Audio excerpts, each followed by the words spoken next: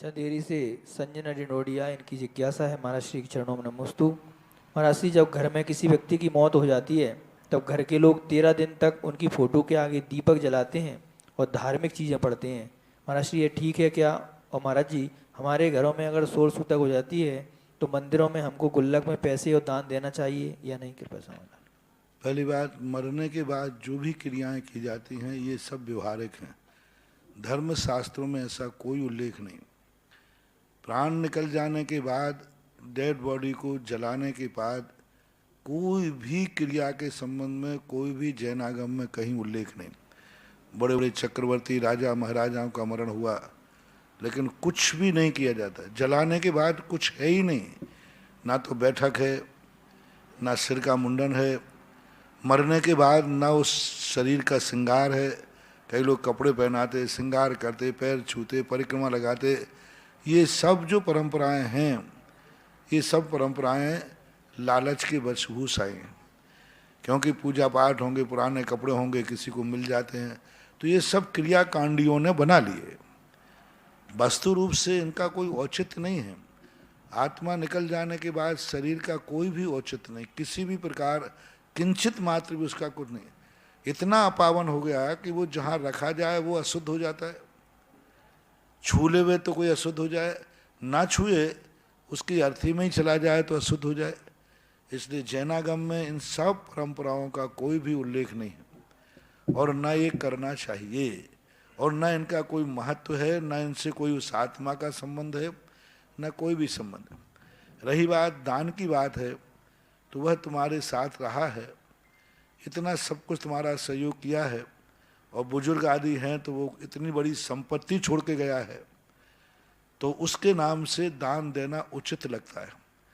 क्योंकि कोई भी संपत्ति को उपयोग करने के पहले उसमें से यदि दान निकाल देते हैं तो वह संपत्ति सगुन बन जाती है। सगुन कोई भी वस्तु के लिए हमारे यहाँ शास्त्रों में कहा है, भोजन हो या कोई भी हो, उस वस्तु में से कुछ ना कुछ दान निकाल दो। वैष्णव दर्शन में एक रोटी निकाल दो, भोजन खाने वाले एक गिलास निकाल देते हैं। निकाल देने के बाद वो सगुन हो जाता है। तो जो हमारे पूर्वज संपत्ति छोड़ के गए आप लोगों को, उसमें से कुछ ना कुछ दान जरूर बोलना चाहिए। उससे क्या है कि वो संपत्ति जो पूर्वजों की है सगुन बन जाती है। आज की स्थिति में क्या होता है कि पूर्वज बाप लाखों करोड़ों अरबों कमा के चल जाए और यदि एक काम भी यदि मंदिर की बोली छोड़ जाए ना, तो उसको छुड़ाने में लड़कों की नानी मरती है। इनको नहीं फलेगी संपत्ति। आप देखना, दो चीजें ध्यान रखना हमेशा। धन दौलत संपत्ति यदि अपनी स्वयं की है, उसमें से तुम दो या ना दो, ये तुम्हारा श्रद्धा है, भक्ति है। लेकिन जो संपत्ति हमें वसीयत में मिली, पूर्वजों से मिली, उस संपत्ति में से यदि आपने किंचित मात्र भी दान नहीं दिया और उपभोग में ले लिया, तो आप देखना आपकी खुद की कमाई तक नष्ट हो जाएगी और आपकी सिद्धियां खत्म हो जाएंगी। और एक दिन ऐसा आएगा कि आपके खाने के लाले पड़ जाएंगे। 56 करोड़ की दीनारें समाप्त हो जाती है, क्योंकि इसने पूर्वजों की संपत्ति तो ली लेकिन उनके नाम से कोई स्मृति नहीं की। इसलिए हमारे भारत देश में है कि जो हमारे घर के बड़े बुजुर्ग मरते हैं, जो वसीयत दे के जाते हैं, उनके बेटों का कर्तव्य है कि उनकी स्मृति में कोई ना कोई जरूर बनाए। उनकी स्मृति भले एक कमरा बनाए, एक वेदी बनाए, मंदिर बनाए, कुछ भी ना कुछ उनकी स्मृति में जरूर बनाना चाहिए। और वो स्मृति अपने नाम की नहीं, उनकी स्मृति में बनाओ। और जो संपत्ति छोड़ गए हैं उसमें से दो। तुम्हारी कमाई की देना तो फिर वो दूसरा उपकार होगा। उसी में से उसको दो कि मैं इतना दान देता हूँ। पहले जब बुजुर्गों के घर में अर्थी उठती थी, अर्थी उठने के बाद पहले पूरी समाज इकट्ठी आती थी, पंच आते थे। फिर घर का जो मुखिया, जिसको पगड़ी बांधी जाती है, वो घोषणा करता था, हमारे जितने भारत में तीर्थ क्षेत्र हैं, इन तीर्थ क्षेत्रों के लिए 11,000, 21,000, 1 लाख, सबको घोषणा। तब पंच अर्थी उठाते थे, क्योंकि अर्थी उठने का अर्थ है और वो संपत्ति उस घर के लिए अभिशाप बन जाती है। मरे हुए की अर्थी, मरे हुए की कोई भी संपत्ति लेना चांडाल का अधिकार है। इसलिए जैन दर्शन ने कहा बुजुर्गों के लिए, मरने के पहले अपनी संपत्ति अपने हाथ से बेटों को दे जाओ, उनके नाम कर दो।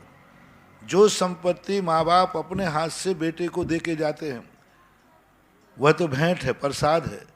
और जो माँ बाप दान नहीं, बेटे को नहीं दे पाए और छोड़ के गए, कायदा से वह संपत्ति चंडाल की है। अब यदि आपको लेना है चंडाल की संपत्ति को, तो उसका एक ही तरीका है, उनमें से कुछ ना कुछ अंश बना करके और दान रूप में दे देना चाहिए। दूसरी बात, अपनी कमाई में से यदि जिन्होंने बुजुर्गों ने तुम्हें जीवन दिया, धन दिया, अपनी कमाई में से भी उनकी स्मृति में कुछ ना कुछ जरूर बनाना चाहिए। कमाई तुम्हारी हो, पैसा तुम्हारा हो, लेकिन आप अपने माँ बाप, दादा जो भी हैं, उनकी स्मृति में एक ना एक चीज आपको जरूर बनाना है। उन पर लिखा जाए कि ये मेरे पिता की, भले वो कुछ भी छोड़ के नहीं गए, तुम अपनी कमाई से बनाओ। ऐसा करने से हमारे जीवन में बड़ों का अभिशाप जो है कभी नहीं लगता, बल्कि उनके जीवन का ऐसा वरदान रखता है कि देखो पिताजी कुछ नहीं छोड़ गए, अपनी कमाई में से पिता की स्मृति के लिए बना रहा है। उनको कोई पुण्य लगने वाला नहीं है, लेकिन आपका सगुन हो जाता है। लेकिन लोग तो क्या करते हैं, ऐसे ऐसे दृश्य देख रहा हूं मैं, तो करोड़ों की संपत्ति छोड़ जा रहे हैं। उनका बाप यदि मंदिर बनाना आधा रह गया ना, तो पूरा का बेदी तक नहीं बनाते, दरवाजे के कुंदे नहीं लगवाते। अरे मैंने कि तुम्हारे बाप का मंदिर है, कुंदा तो लगवा दे, गया बाप तो बाप के साथ गया। ऐसे लोगों के तुम देखते रहना, बहुत बुरी हालत हो जाती है, खाने के लाले पड़ जाते हैं। तुम्हारी कमाई नहीं है, उसका मकान है, उसके प्लाट हैं, उनकी जायदाद है, उनकी जायदाद में तो कम से कम उनके काम पूरे करो। लेकिन दुनिया बहन न भली न भैया, सबसे भलो रुपैया। संपत्ति अपने हाथ में आते ही काहे का भाव। अरे जिंदगी में लोग नहीं पूछते हैं तो मरे के बाद क्या पूछें। जिंदा में भी यदि बाप की संपत्ति बेटे के नाम हो जाए तो बाप को रोटी की मुश्किल हो जाती है, फिर मरने के बाद तो कौन पूछता है। लेकिन आज प्रश्न आया है तो मेरा कहना ये है, कहीं तुम्हारे अपने पूर्वजों की संपत्ति अभिशाप न बन जाए। तो सबसे पहले ये काम देखो, सच्चा बेटा, मैं अपने भक्तों से विशेष रूप से कहना चाहता हूँ, पिता के मरने के पहले सबसे श्रेष्ठतम श्रेष्ठ बेटा कौन है? अर्थी उठने के पहले, तिये की बैठक के पहले समाज को बुलाता है और हाथ जोड़ के कहता है, मेरे परम उपकारी पूजनीय पिताजी का यदि कहीं कोई बोली है, कहीं कोई दान बाकी है, कहीं किसी का कर्जा है, तो मैं उसे स्वीकार करता हूँ, मुझे दे।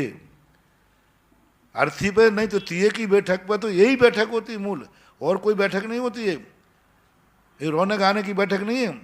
तिये की बैठक का अर्थ होता है कि वो सारी समाज रिश्तेदारों से पूछ करके यदि कोई उनके बोली हुई है, सबसे पहले वो मंदिर में पूछता है कि भाई हमारे पिताजी के मंदिर में तो कोई दान बाकी तो नहीं है, और सबसे पहले वो दान देता है। फिर समाज से पूछता है, भाई समाज का कोई लेन देन हो और आपके पास कोई सबूत हो, तो सबसे पहले उसको चुकाता है। ऐसा करने वाले लोगों को ऐसा वरदान मिलता है कि वे कभी अनाथ नहीं होते, और जो अपने पूर्वजों की संपत्ति को सीधा जवाब दे देते हैं, उन्होंने दिया था वो चलेगा, खत्म, अब जो है वो हमारा। ऐसे लोगों को कर्म अनाथ बनाता है। जन्म तो होगा लेकिन माँ बाप की गोदी नहीं मिलेगी तुम्हें। ये बहुत बड़ा सारे संसार में देख रहा हूँ।